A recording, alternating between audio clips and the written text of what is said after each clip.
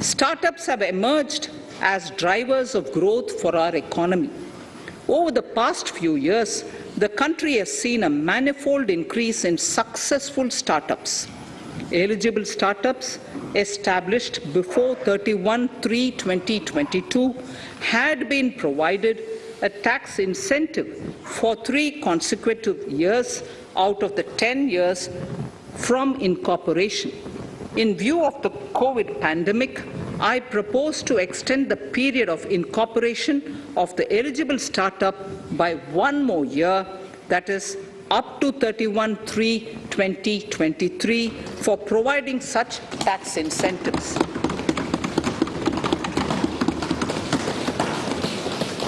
Incentives for newly incorporated manufacturing entities under concessional tax regime.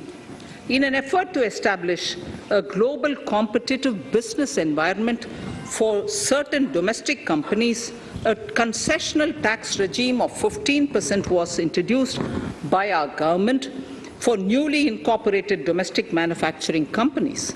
I propose to extend the last date for commencement of manufacturing or production under Section 115B(ab) by 1 more year, that is from 31st March 2023 to 31st March 2024.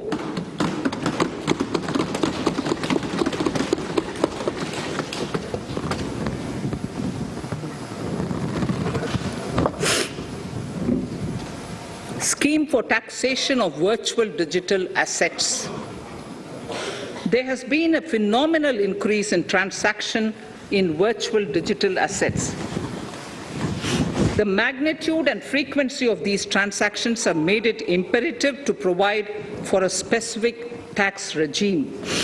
Accordingly, for the taxation of virtual digital assets, I propose to provide that any income from transfer of any virtual digital asset shall be taxed at the rate of 30%, 30%.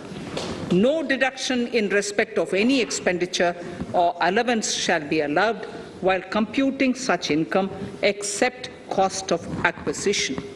Further, loss from transfer of virtual digital asset cannot be set off against any other income. Further, in order to capture the transaction details, I also propose to provide for TDS on payment made in relation to transfer of virtual digital asset at the rate of 1% of such consideration above a monetary threshold.